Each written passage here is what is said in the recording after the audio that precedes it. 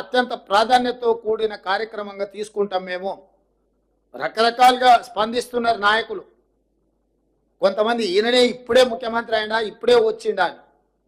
అవును నాయన, నేను ఇప్పుడే ముఖ్యమంత్రి అయినా ఇప్పుడే అధికారం వచ్చింది, అధికారం పేద ప్రజలకు ఉపయోగిస్తున్నాను. నేను ఇన్నాళ్ళు మీ చేతుల అధికారం ఉండి మీరు ఆ ప్రభుత్వంలో మీరు మంత్రిగా పనిచేసారు, మీరు ఆక్రమించుకుంటుంటే కళ్ళు మూసుకొని ఉన్నారు. ఇప్పుడు నేను కనీసం చేయాలనే ప్రయత్నం చేస్తున్న కొంతమంది నాయకులు మాట్లాడుతున్నారు.